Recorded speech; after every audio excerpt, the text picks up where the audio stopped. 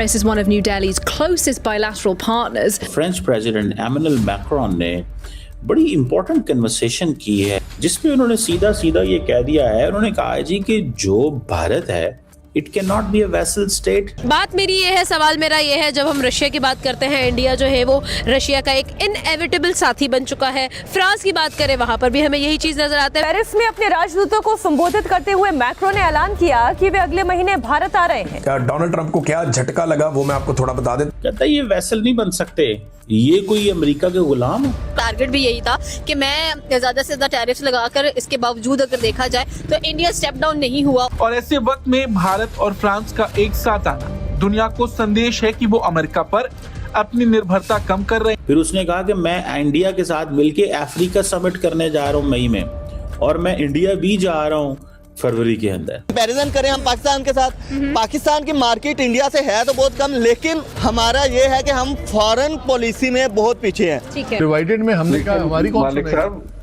हमेशा तो नहीं रहेंगे ना।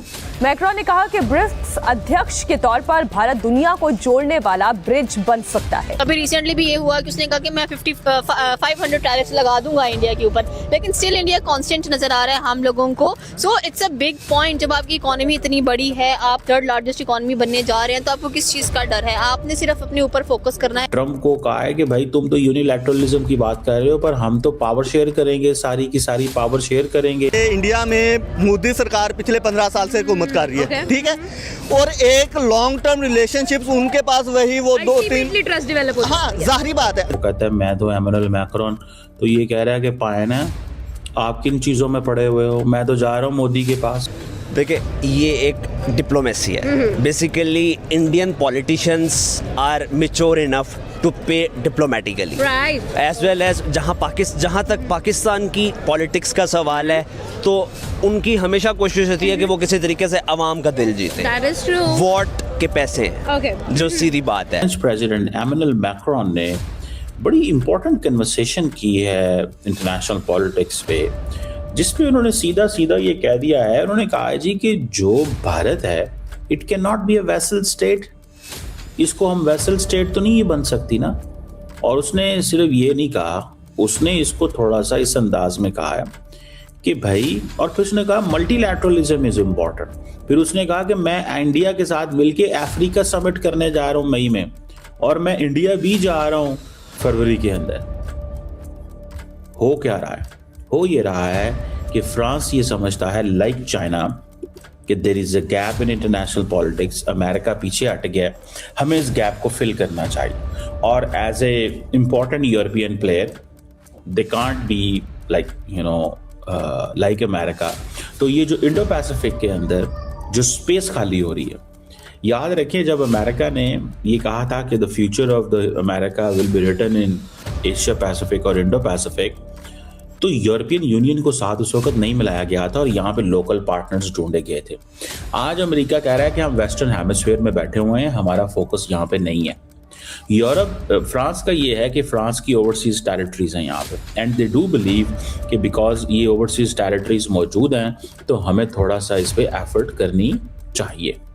अब दिस इज वेरी सिग्निफिकेंट चीज, इसको ओवरलुक नहीं किया जा सकता। समझ रहे हैं बात को? ठीक है ना जी, इसको ओवरलुक नहीं किया जा सकता। उन्होंने क्या क्या कहा है, मैं चाहता हूं कि इसके ऊपर थोड़ी हम डिस्कशन करें आज। ये बहुत, और फिर उन्होंने मल्टीलैटरलिज्म पे बड़ा फोकस किया है, विच इज़ बेसिकली, जिसको उन्होंने बेसिकली आप समझ लें कि ट्रम्प को कहा है कि भाई तुम तो यूनिलैटरलिज्म की बात कर रहे हो, पर हम तो पावर शेयर करेंगे, सारी की सारी पावर शेयर करेंगे with our friends in Middle East and Asia and other places.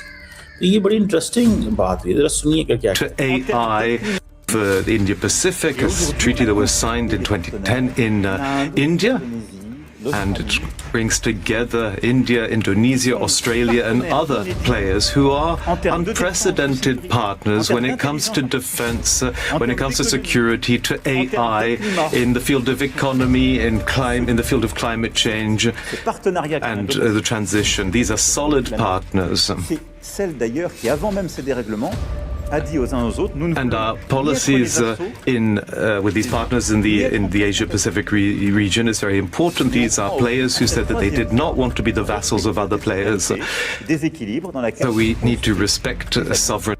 कहता है ये वैसल नहीं बन सकते, ये कोई अमेरिका के गुलाम है, ये वही है जो इमरान खान कहते थे हम वो गुलाम बन सकते हैं, ठीक है। तो ये बड़ी उन्होंने पॉलिसी स्टेटमेंट दी है एमैनुअल मैक्रोन ने। ये इसको let's not ignore this Emmanuel Macron के इस माइंडसेट को जो ये कह रहा है, ठीक है।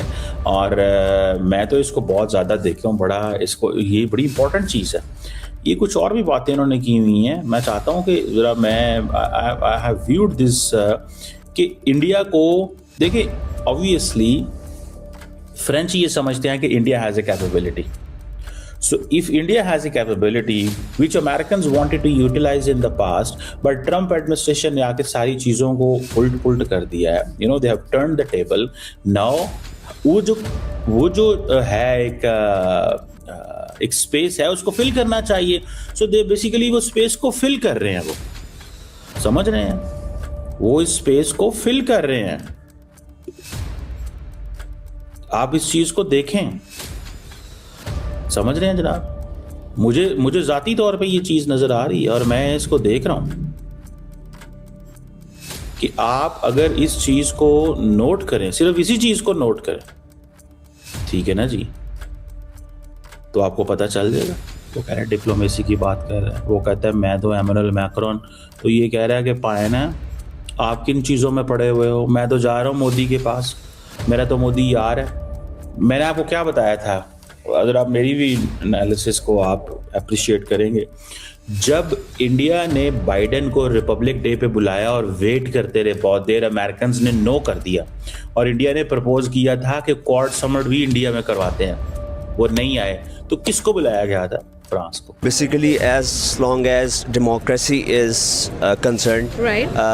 As we know कि हमें पता है कि इंडिया एक बहुत बड़ा ना सिर्फ इकोनॉमी में बल्कि एरिया वाइज भी एक बहुत बड़ा हमारा कंपटीटर है, right. हमारा चैलेंजर है। द थिंग इज कि हमारी आवाम या हमारी जो अभी establishment whoever it may concern, हम लोग सिर्फ इस चीज़ पे फोकस किए हुए हैं कि जी हमने एक वॉर जीती और हम बेसिकली लड़ाकू तैयारों से एक 10 या 15 मिनट की डॉग फाइट होती है, जो कि अवाम में बहुत ज़्यादा वायरल होती है, और उसके बाद एक आपने देखा कि पूरी दुनिया में पाकिस्तान और इंडिया किस तरह से वायरल होते हैं।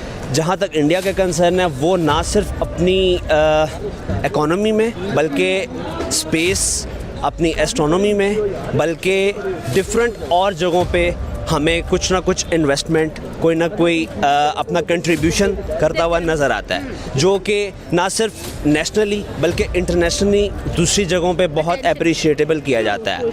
अगर आपको वीडियो पसंद आए तो चैनल को सब्सक्राइब करें और बेल आइकन को जरूर दबाएं ताकि आपको ऐसे ही लेटेस्ट वीडियो की नोटिफिकेशन मिलती रहे। Thank you for watching. मैं हूँ विवेक, मिलते हैं नेक्स्ट वीडियो में। Stay updated and stay safe.